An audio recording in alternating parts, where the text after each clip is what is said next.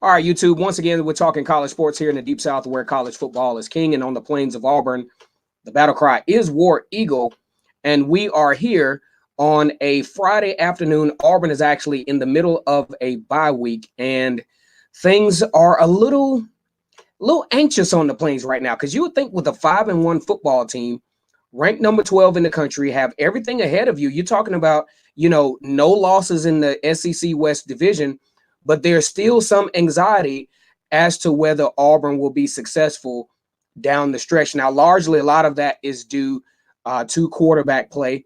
A lot of people are not satisfied at all with the results of Bo Nix, former 5-star recruit out of Pinson Valley in Alabama. And the thing that kind of baffles me about the whole Bo Nix thing is the fact that, he excelled on a high level. You're talking about 12,000 yards during the course of his career while he was at Pinson Valley High School. And for those of you who were on the other live stream, man, I had some technical stuff going on, but I definitely appreciate you guys coming back and joining me for this one. But we're talking about Bo Nix right now, former 5-star recruit out of the state of Alabama, Pinson Valley High School, won a couple of state championships there, garnished pretty much every possible award that you can have as a high school player. And some of the, I'm just not getting, how is it possible that a guy with this much talent, or at least this much perceived talent, is struggling the way that he is? Because we're talking about against, Power 5, top 25 action, 5 interceptions. His completion percentage is definitely not on the acceptable level. So as we move forward, we got to think something really has to give with Bo Nix to where he's going to have to become a more effective and reliable source for this Auburn offense. Now, a lot of folks, what's going on, Real Deal Will? A lot of folks are thinking like, maybe it's the offensive line, but I can't totally blame the offensive line, because the offensive line has given Bo Nix opportunities. The offensive line can't throw interceptions. You got time to drop back, throw the ball, make an educated decision. Well, I mean, you can't blame the offensive line for that. Now, here's the deal. A lot of folks, when you talk about Auburn football, you definitely talk about, a fan base that's divided on preference. Now, at a certain point, Auburn fans are really going to start talking, hey, what is the deal with Joey Gatewood?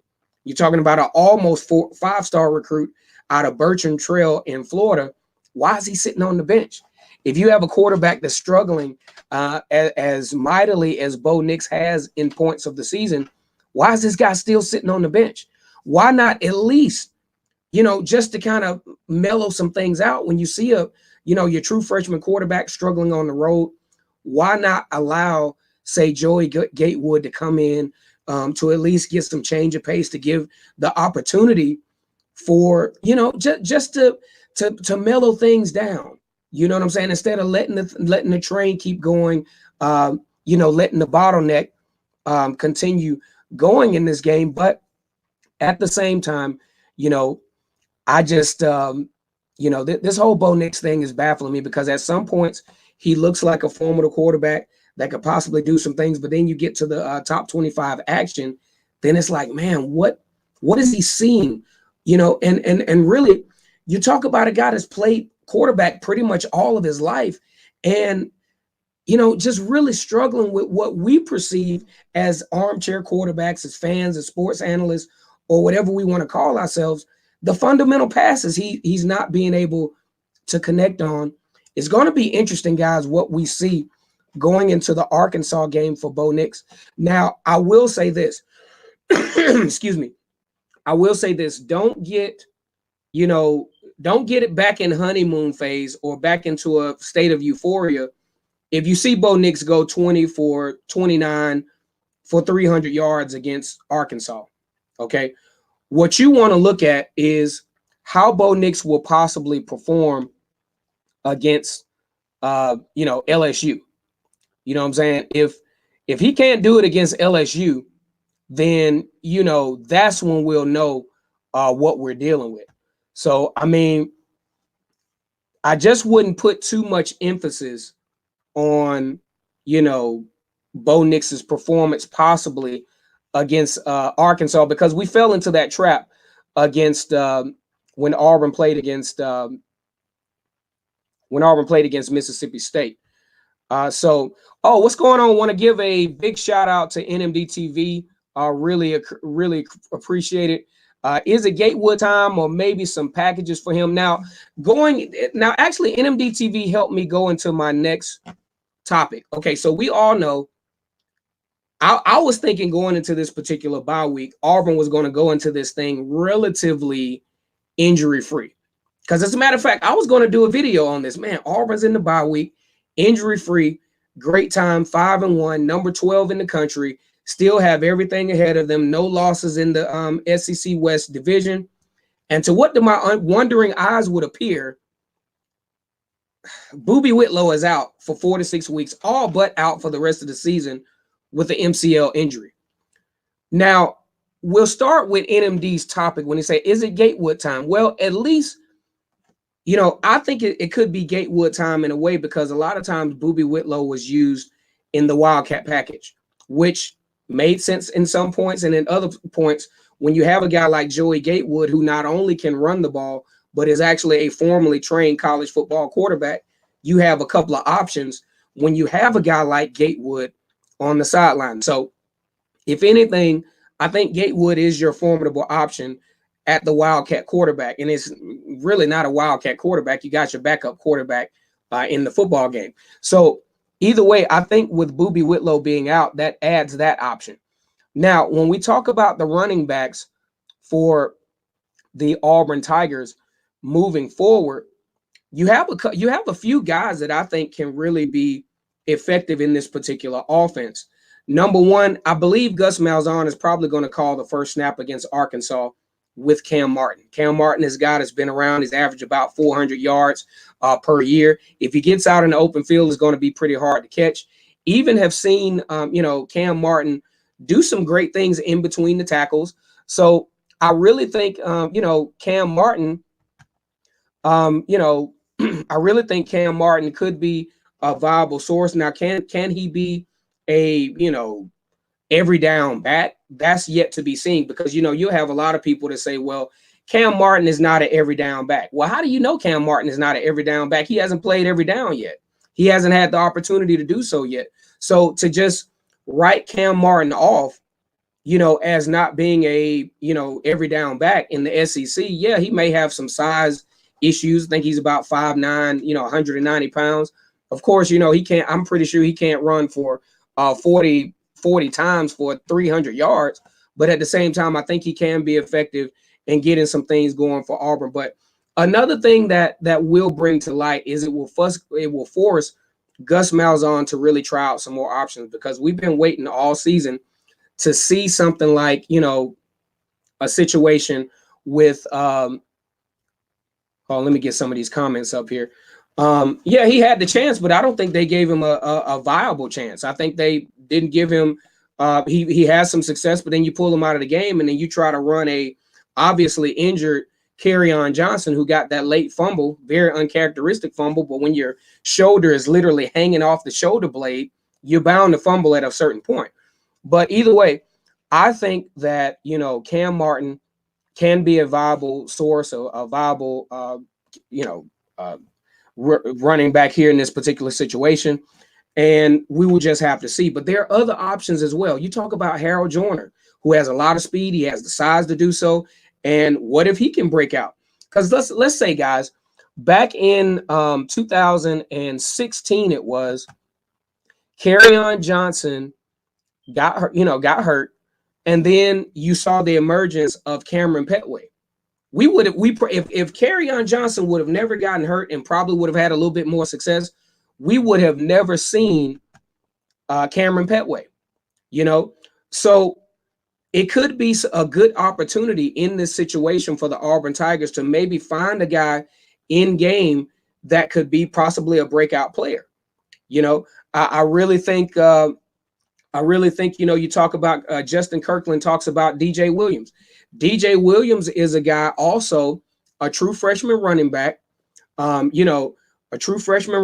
who kind of was a last minute get for the Auburn Tigers. I think when Auburn lost Asa Martin, you know what I'm saying? DJ Williams was definitely a guy that Auburn really attacked out of Sebring, Florida. 3 to 4 star recruit. He kind of got that 4-star late in the recruiting session last year, and has proved to be a really dark horse in that recruiting class and a very good get for Auburn. And fortunate for Auburn to get him after losing Asa Martin. And we really get a chance to see soon, because I mean, if you talk about the media outlets are saying that DJ Williams is doing a really good job in practice and could emerge as that particular guy to take over for Boobie Whitlow. Now, I want to go ahead and acknowledge another super chat from Sammy Umburu. Really appreciate that. Got Chase McBay. Y'all go ahead and you got waves. I really want you guys to go ahead and get active in this thing. This is your channel for Auburn sports. I'm going to have to take a break from Auburn until the LSU game. Man, I feel you. I'm going to go ahead and highlight that one because, hey, it is what it is. Auburn, you just got to take it for what it's worth. Auburn has always been kind of that cardiac kind of team. They lose to a team like Florida and then mess around and beat a team like LSU. So you just never know, man. I've been following Auburn, pretty much since I can remember. I can't remember not at least liking Auburn or being an Auburn fan. My aunt she went to Auburn for a couple of semesters, and we just used to always watch Auburn. I remember back in 1993 when you couldn't see Auburn on TV because they were on probation. We were actually listening to Auburn on the radio, having tailgate parties, listening to Auburn on the radio. So that's how it really gets as far as being an Auburn fan goes. Come on, man. I need some questions about this running back situation. Real sketchy deal, man. I really think Auburn has a very good opportunity to have a breakout guy. We got another great comment from Chase McBay. Real deal, Will. I think if DJ gets the opportunity, he could become the guy even after Boobie returns. So do you all think it could be a possibility? Now, we remember Georgia back in 2017, Jacob Eason, who is now with the Washington Huskies, great 5-star recruit, comes to Georgia as the starting quarterback. I mean, he was okay. He didn't do anything to lose the job, but he winds up getting injured, and Jake Fromm comes in as the quarterback, and they never look back. They never, ever look back to, so, I mean, it could be a situation where, Boobie could have an injury that, kind of takes him out of the game. We hope that doesn't happen, but it is what it is, man. I got to give a shout out to Andre Ivy, who is not only my, who's not only my fraternity brother, but he was actually one of my first subscribers. What's up, Noop? Really appreciate it. Don't get the man weaved. Say some at certain points, you just got to let it go. You know what I'm saying? You just got to let it go. You can't do the dye. You can't do, the hair dye. Don't do all that. You know what I'm saying? Just let the aging process do what it does. Appreciate you, Andre Ivy. Not only my frat brother, but, brother from another mother. Appreciate your support on the particular channel. We got Jamarcus Boswell. Do you think DJ Williams is going to shine? Man, I think he has every opportunity to do so. He'd had a great spring training. Really enjoyed watching him play. A natural runner. Seems to be very, very hard to tackle. Has a lot of upper, middle hip body strength. You know what I'm saying? But guys were just bouncing off of him in the spring game. Had a pretty decent outing against Mississippi State. So we'll just have to wait and see whether DJ Williams is going to shine, because he definitely has the opportunity to do so. Because with Boobie Whitlow being out for right now, it's game on. You talk about next man up. It's game on. It's time for anybody who wants to shine in this thing to go ahead and do it. Do you think? Let's DLBJ. Let me go ahead and show that comment. Do you think we do a great job of rotating running backs? Because I look at what Georgia, where they had TJ3, Michelle, and Chubbs. This year, no. I don't think we've done a good job so far, because Boobie Whitlow has been pretty much the only running back that we've utilized on a high level. And a lot of times that's actually in the second half. I don't think we've done a good job in the first half of getting the running game going, because that's what really starts the rotation and the rhythm of this zone read that Auburn likes to do. And I don't think they've done a good job of, especially running on first down. If they do run it on first down, I really don't like the play selection on first down.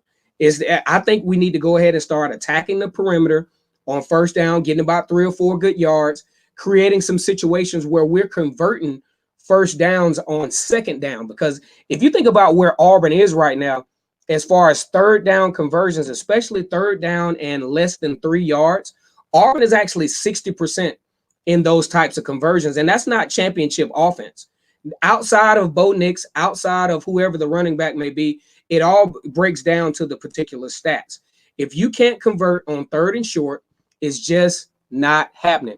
All right, so we probably look like Georgia running back with DJ Williams, Mark Anthony Richard, and Tank Bigsby. Man, really excited about Tank Bigsby next year. He's actually doing a very good job where he is now. I think it's Hogan Callaway High School.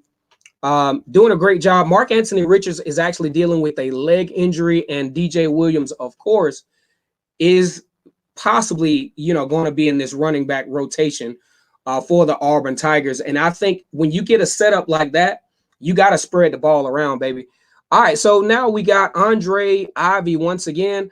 Real talk, Auburn needs to be careful on this off week. Off weeks are janky, because it lacks intensity compared with the 2-week grind. I think, you're absolutely right. This is something that could be a huge deal for the Auburn Tigers, especially coming off of a bye week and playing against a team that could possibly be a trap game. Arkansas definitely took Texas A&M to the limit in that classic game that they like to play in Arlington, Texas. So this is definitely not a team that is afraid to make some things happen and possibly push Auburn, catch Auburn napping in an early game in Fayetteville, Arkansas. Appreciate your comment, Andre Ivy. If you got some more, give them to me. We have a championship defense. We do every single year. Offense is the Achilles heel. So far, the offense has not complemented the defense effectively or consistently, and I think that's unfortunate, especially considering the talent that we have on this particular team. I really think, a portion of the offense there's a part of the football field that the offense is not utilizing at all. I'm a big fan of the intermediate passing game, because the intermediate passing game, the crossing routes, those are the places where you find your best mismatches. And I just don't think Auburn is they're not doing a bad job of it. They're not doing a job of it. I have not seen many exploitations of the outside linebackers with guys like Anthony Schwartz and Eli Stove as of yet. And I'm hoping to see it. If I don't see it, then I'm going to really start questioning, Gus Malzahn as a play caller. I have love. Okay, here we go. All right, I have a love-hate relationship with Gus. My problem is I feel like he doesn't cater to his quarterback. He's tries to force the system onto his players instead of doing something different. Now, this is what I'm hoping for with Gus Malzahn as it relates to this. Now, we saw last week, a lot of us were kind of on edge because we thought Kevin Steele was going to still try to bring this, man press, this, this mindless man-to-man coverage when Florida State when Florida likes to air this thing out. But here's the thing. Kevin Steele got out of his element and actually went to a zone. And as a matter of fact, you could tell that the Florida quarterback Trax was surprised by it because he dropped back and he thought his initial guy over the middle was going to be open, but he realized in dropping back that Auburn had dropped back into a zone.